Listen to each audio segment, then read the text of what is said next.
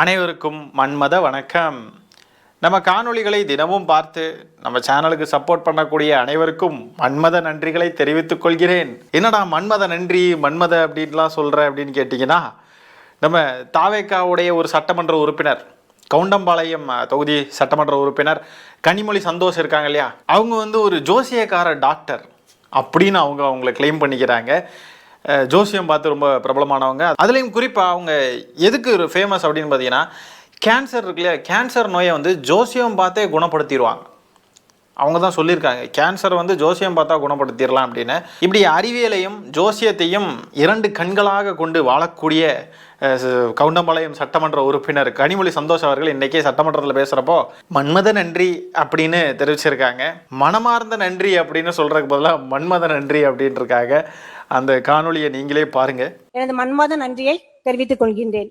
என்னை பெருவாரியான வாக்கு வித்தியாசத்தில் வெற்றி பெற செய்த என் தொகுதி நிர்வாகிகளுக்கும் வாக்காளர் பெருமக்களுக்கும் என் மீதான நம்பிக்கைக்கு நன்றி செலுத்துகின்றேன். இம்மாமன்றத்தில் எனக்கு வாய்ப்பளித்த மாண்புமிகு பேரவைத் தலைவர் அவர்களுக்கும் எனது மன்மத நன்றியை தெரிவித்துக் கொள்கின்றேன். வாழ்க ஜனநாயகம், வளர்க தளபதி புகழ், வெல்லட்டும் மக்கள் நலன். தமிழ் வணக்கம். தமிழ் வணக்கம். மன்மத நன்றி. வணக்கமே தமிழ் தான், அதில் என்ன தமிழ் வணக்கம்? இதே தான் ராஜ்மோகன் இருக்கார் இல்லையா, அவரும் இப்படி தான் பேசுவார், தமிழ் வணக்கம்.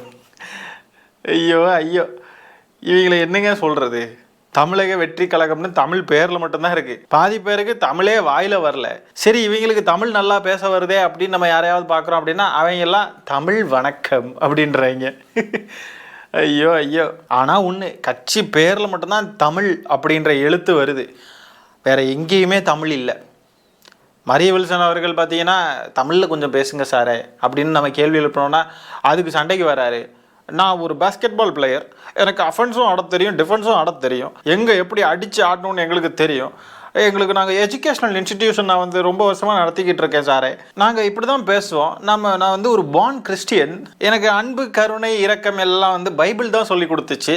எவ்வளோ தான் தமிழ் படித்தாலும் அதெல்லாம் தெரியாது, அதெல்லாம் தமிழ் படித்தாலும் அதெல்லாம் தெரியாது, அதெல்லாம் சொல்லிக் கொடுக்காது தமிழ். என் ஸ்டைல் இப்படி தான், நான் யாருக்காகவும் என்னை மாற்றிக்க மாட்டேன், நான் இப்படி தான் பேசுவேன், நான் ரொம்ப தனித்துவமாக பேசிக்கிட்டு இருக்கேன் அப்படின்லாம் பேசினாப்புல. இன்னொரு பக்கம் பார்த்தாக்க புஷியானந்த் அவர்கள், அவருக்கு வாயில் தமிழ் எப்படி வரும்ன்றதை நம்ம பார்த்துருப்போம். இன்னும் யாருக்குமே தாவேக்கால தமிழ் வரல. ஆனால் தமிழக வெற்றி கழகம்னு தமிழ்நாட்டு மக்கள்கிட்ட வாக்குகளை வாங்கி தமிழ்நாட்டுடைய சட்டமன்றத்தில் போய் உட்கார்ந்துட்டு தமிழை போட்டு கொல்லுன்னு கொள்கிறாங்க. இவங்களெல்லாம் கேள்வி கூட கேட்டக்கூடாது போல இருக்குது. மனமார்ந்த நன்றியை தெரிவித்துக் கொள்கிறேன் அப்படின்ற வார்த்தை இந்த அம்மாவுக்கு தெரியுமா தெரியாதான்றது தெரில. மன்மத நன்றி அப்படின்ட்டாங்க. மேபி இவங்க வாய் தவறி கூட இந்த வார்த்தையை சொல்லியிருக்கலாம், மனமார்ந்தன்னு சொல்கிறதுக்கு பதிலாக மன்மதன்னு சொல்லியிருக்கலாம். ஆனால் மனமார்ந்த அப்படின்ற ஒரு தமிழ் வார்த்தை வாயில் வரமாட்டேங்குது. அதே நேரத்தில் பீஸ்ட், லியோ, ஜனநாயகன், மாஸ்டர், இதை மாதிரிப்பட்ட வார்த்தைகள்லாம் வாயில் சரளமாக வருதுங்க. அந்த அம்மா பேசுகிறப்போ விஜய் அவர்கள் நடித்த திரைப்படங்களுடைய பெயர்களை எல்லாம் சொல்லி முதலமைச்சர் விஜய் அவர்களை அப்படியே பாராட்டி புகழ்ந்து தள்ளுறாங்க. அப்படியே அந்த காணொலியையும் பாருங்க. உலகம் போற்றும் சிங்கப்பெண் திட்டம் மக்களின் மனதில் அழகிய தமிழ் மகனாக வீற்றிருக்கும் எங்கள் தளபதியார் பெண்களின் பாதுகாப்பிற்கு அச்சுறுத்தல் ஏற்பட்டால் பீஸ்ட் மோடிற்கே சென்று விடுவார் என்பதற்கான உதாரணம் எங்கள் முதல்வரின் சிங்கப்பெண் திட்டம். பெண்களை சீண்டுபவர்களுக்கு ஒரு வேட்டைக்காரனாகவும் பெண்களை காவலனாகவும் இருக்கும் எங்கள் மாண்புமிகு தமிழக முதல்வர் எண்ணி ஒரு பெண்ணாக பெருமை கொள்கிறேன். எப்படி ஜனநாயகன், பீஸ்ட், அழகிய தமிழ் மகன், காவலன், வேட்டைக்காரன் இதெல்லாம் வாயில் வருது பாருங்க. இந்த வார்த்தைகளை எல்லாம் சரளமாக உச்சரிக்க தெரிந்த சட்டமன்ற உறுப்பினர் கனிமொழி சந்தோஷ் அவர்களுக்கு மனமார்ந்த அப்படின்ற வார்த்தையை வாயில் வராதா ஒழுங்கா? இப்போ இந்த ஜனநாயகன், பீஸ்ட்டு, அழகிய தமிழ் மகன் இதெல்லாம் எதுக்காக சொல்கிறாங்கன்னு பார்த்தீங்கன்னா, இந்த சிங்கப்பெண் அதிரடிப்படையை அவர் கொண்டு வந்துட்டாராம். அதனால் அதை புகழ்கிறதுக்காக சிங்கப்பெண் அதிரடிப்படையை கொண்டு வந்திருக்கார். ஜனநாயகன் அவர் ஒரு பீஸ்ட் மோட்டில் இருக்கார், அப்படி இப்படின்னு சொல்லிட்டு இவங்க சொல்கிறாங்க. இந்த அம்மா தினமும் நாட்டில் நடக்கக்கூடிய பிரச்சனைகளை எல்லாம் பார்த்துக்கிட்டு தான் இருக்காங்களா? மனசாட்சியின்படி தான் இப்படிலாம் புகழ்கிறாங்களா? சிங்கப்பெண் அதிரடிப்படை கொண்டு வந்து அது என்ன தான் பண்ணிச்சு? உருப்படியாக ஏதாவது செஞ்சுருக்கா? யாருக்காவது தெரியுமா? நீங்கள் பார்த்துருக்கீங்களா? சிங்கப்பெண் அதிரடிப்படை கொண்டு வந்த ஒரு 2 நாளைக்கு ரீல்ஸ் எடுத்தாங்க, அதுக்கப்புறம் ஏதாவது செஞ்சு நீங்கள் பார்த்தீங்களா? இல்லை. இந்த சிங்கப்பெண் அதிரடிப்படை ஏதாவது ஒரே ஒரு கேஸாவது ஃபைல் பண்ணியிருக்காங்களா? அவங்களுக்கு அந்த அதிகாரம் வேறு கிடையாதான். அவங்களுக்கு எஃப்ஐஆர் போட முடியாது, ஒன்றும் பண்ண முடியாது. ஜஸ்ட்டு வந்து எங்கேயாவது ஒரு குற்றம் நடக்குதுன்னா காவல்துறை இருக்காங்க இல்லையா, போலீஸு, அவங்களுக்கு கால் பண்ணி வர வைக்க முடியும், அவ்வளோதான். அவங்களுக்கு கால் பண்ணி அவங்க கையில் ஒப்படைக்க முடியும், அந்த விஷயத்தை, இன்சிடெண்ட்டை ஒப்படைக்க முடியும். இவங்களுக்குன்னு எந்த ஒரு அதிகாரமும் கிடையாது. அப்போ இந்த சிங்கப்பெண் அதிரடிப்படைன்றது எதுக்காக?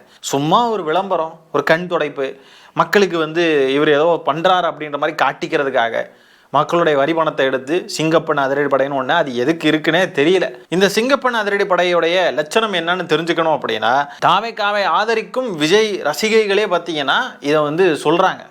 அவங்க கிட்ட கேட்டாலே தெரியும். அவங்களே இதெல்லாம் எதுக்கு கொண்டு வந்தாங்க, எந்த பிரயோஜனமும் இல்லைன்னு சொல்லிட்டு புலம்பி அவ்வளோ காணொலிகள் சமூக வலைத்தளங்களில் போட்டுக்கிட்டு வராங்க.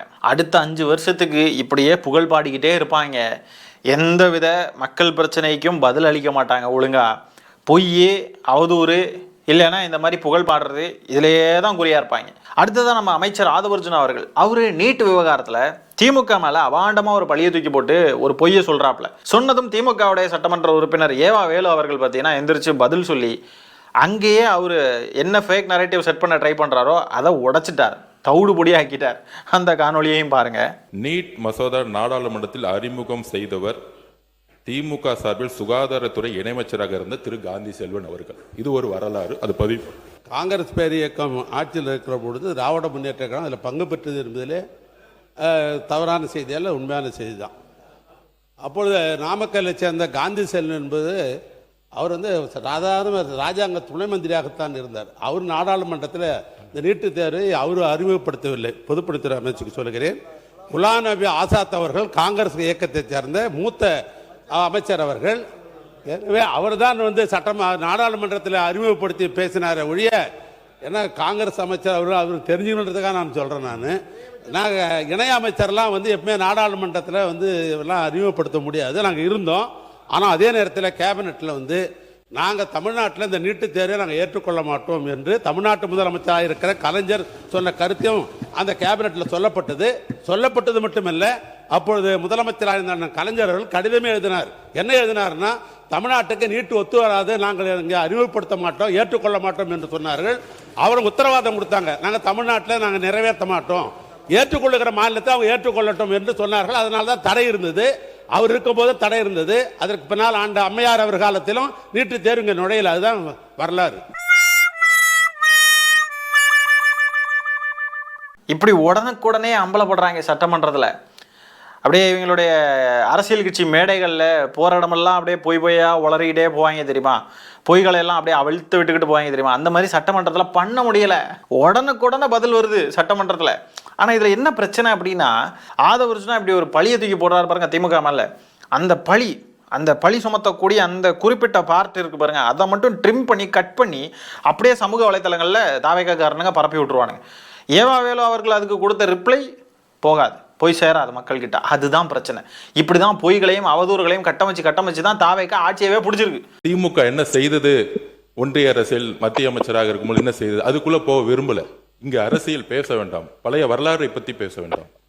வரலாற்றில் நாங்க இருக்கிறோம், அதனால நாங்க பேசுறோம். வரலாற்றில் இல்லாதவங்க எப்படி பேசுவாங்க? வரலாறை பற்றி பேசாதீங்க, வரலாறை பற்றி பேச நாங்கள் விரும்பலை அப்படின்லாம் சொல்லுவாங்க. ஏன்னா வரலாறை பற்றி பேசுறது அவங்களுக்கு ரொம்ப கஷ்டமாக இருக்குது. ஏன்னா இவங்களுக்கு வரலாறே கிடையாது. வரலாறுன்னு ஒன்று இருந்தால் தானே. தரமான பதிலடி.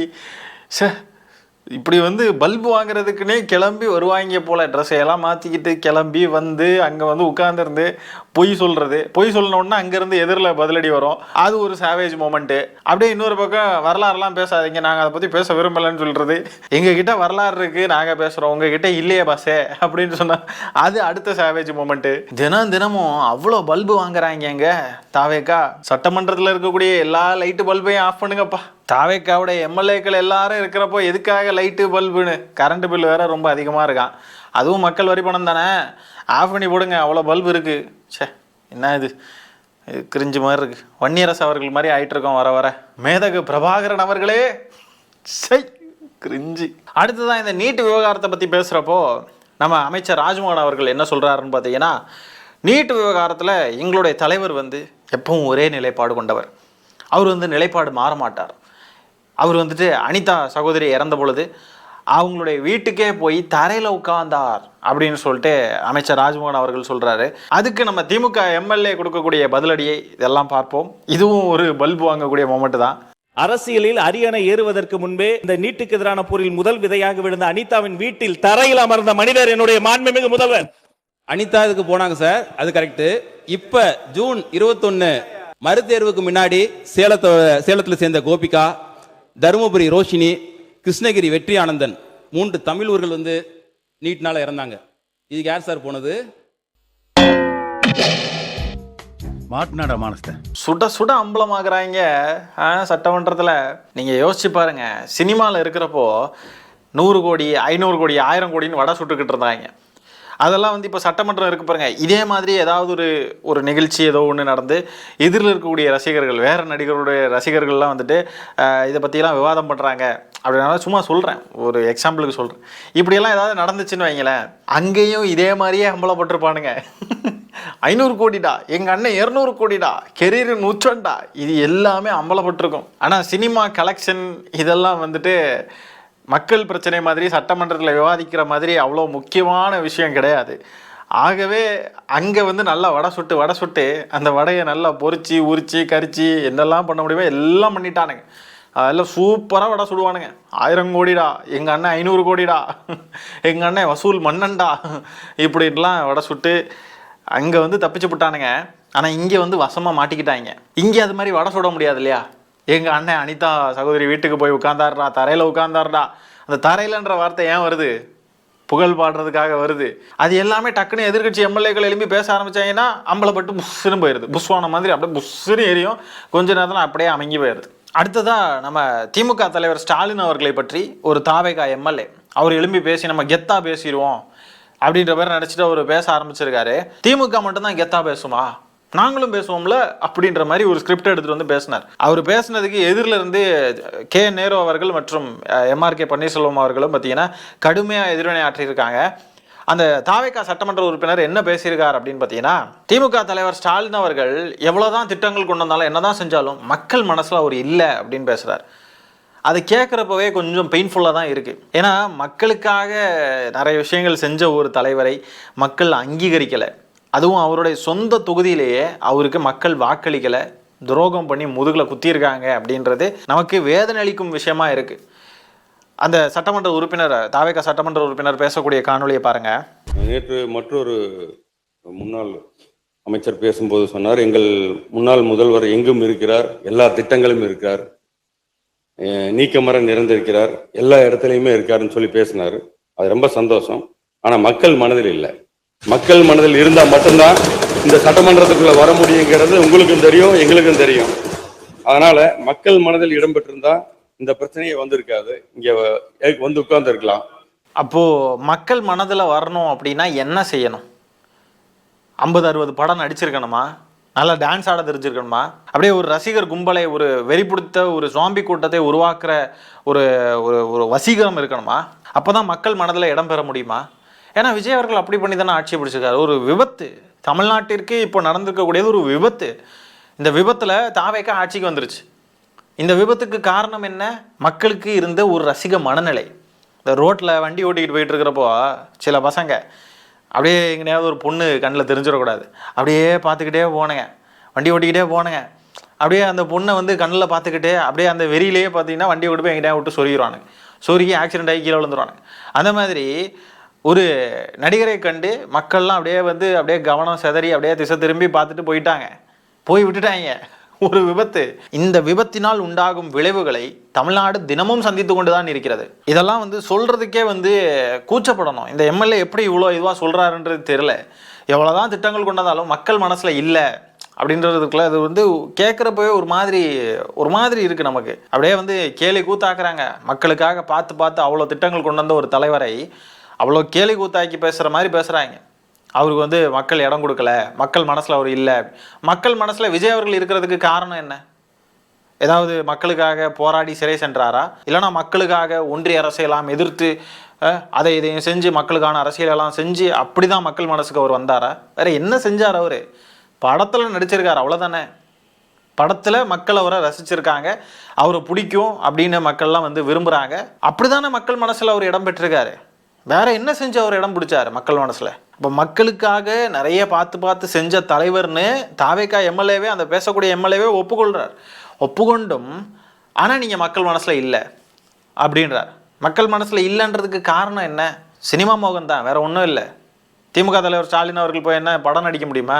இவரை மாதிரி டான்ஸ் ஆட முடியுமா? இவரை மாதிரி அந்த வசீகரத்தை கொண்டு வர முடியுமா? முடியாது, கஷ்டம். மக்கள் அதுக்கு தான் மயங்கியிருக்காங்க, வேற என்ன பண்ணுறது? மக்கள் மனசில் அவர் இல்லை. அவர் இருந்திருந்தா சட்டமன்றத்துக்கு வந்திருப்பார். உங்கள் அப்பாவை எங்கள் அப்பா காணும்னு கேட்குறதா இருக்கட்டும், இந்த மாதிரிப்பட்ட பேச்சுக்களும் ஏளனங்களும், ஏளனமாக பேசக்கூடிய வார்த்தைகளையும், இது எல்லாத்தையும் அவர் பார்த்துக்கிட்டு தான் இருக்கார். திமுக தலைவர் ஸ்டாலின் அவர்கள் பார்த்துக்கிட்டு தான் இருக்காரு. இவ்வளோ இழிவுபடுத்தினாலும் அந்த மனுஷன் வந்து அதை எதையுமே வெளியே காட்டிக்காமல் அவர் பாட்டுக்கு இருக்கார். ஆனால் தாவேக்காவுடைய அமைச்சர்கள் பாருங்க, இதில் புரிஞ்சுக்கணும், ஒரு தலைவருக்கான குணமும், ஒரு சினிமா நடிகருக்கு பின்னாடி போகக்கூடிய ஒரு கூட்டம், இல்லைனா சினிமா நடிகரை பின்பற்றி வந்த நபர்கள் எப்படி இருக்காங்கன்றதை பாருங்க. இதே இடத்துல தாவேக்காவுடைய அமைச்சர் மரிய வில்சன் அவர்கள் யோசிச்சு பாருங்க, சட்டமன்றத்தில் தமிழை ஒழுங்காக பேசுங்கயான்னு ஒரு கோரிக்கை வச்சதுக்கு கோவப்பட்டு கத்துறார் ஆவேசமா. அதில் எந்தவித ஏளனமும் இல்லை, எந்தவித மோசமான இதுவும் இல்லை, எந்தவித தனிப்பட்ட தாக்குதல் எதுவுமே இல்லை. அதுக்கே வந்து மரிய வில்சன் அவர்களால் பொறுத்துக்க முடியல, கோவப்பட்டு கத்துறார், ஆவேசம் அடைகிறார். என்னையா கேலி பண்றீங்க அப்படின்ட்டு மைக்கை தூக்கி போட்டு அடிக்கிறார். ஆனால் திமுக தலைவர் ஸ்டாலின் அவர்கள் பாருங்க, சட்டமன்றத்தில் அவர் இல்லைனாலும் அவரை பற்றி தான் எந்நேரமும் பேச்சு. அவர் இல்லை, அவர் இல்லை, அவர் இல்லைன்னு ஆதவர்ஜுனா அவர்கள் சொல்கிறாரு, விஜய் அவர்கள் சொல்கிறாரு, தாவேகா எம்எல்ஏக்கள் பேசுகிறாங்க.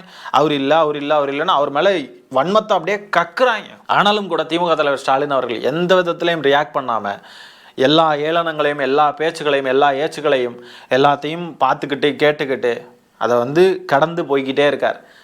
தேர் எங்கே இருந்தாலும் தேர் தான், குப்பை வண்டி எங்கே இருந்தாலும் அது குப்பை வண்டி தான். அந்த தேருடைய அருமையை மக்கள்லாம் புரிஞ்சுக்காம அதை மறந்து போய் அப்படியே நிற்க வச்சுருக்காங்க. குப்பை வண்டி ஏதோ ஒரு விபத்தில் கோட்டைக்குள்ளே போயிருச்சு. தேரோடைய அருமை என்னன்றது மக்களுக்கு தெரிய வரப்போ அந்த தேரை எல்லாரும் இழுத்து கோட்டைக்குள்ளே கூட்டிகிட்டு போவாங்க. மக்களுக்காக அவ்வளோ திட்டங்களை கொண்டு வந்த ஒரு தலைவர் அப்படின்றத எதிரிகள் அவங்க வாயாலேயே ஒத்துக்கிறாங்க. அப்பேற்பட்ட தலைவர்னு தெரிஞ்சும் அவரை ஏளனம் பண்ணணும் அப்படின்ற ஒரே நோக்கத்தோட தாவேக்காவினர் சட்டமன்றத்தில் எல்லாம் செயல்படுறாங்க. சட்டமன்றத்திலே இப்படி செயல்படுறாங்க அப்படின்னா அப்போ வெளியிலலாம், பொது வெளியிலலாம் எவ்வளோ செயல்பட்டுருப்பாங்கன்றதை யோசிச்சு பார்க்கணும் தமிழ்நாட்டு மக்கள். இப்படியெல்லாம் இவங்க பேசுகிறதையும் சபாநாயகர் வந்து அலோவ் பண்ணிட்டு தான் இருக்காரு.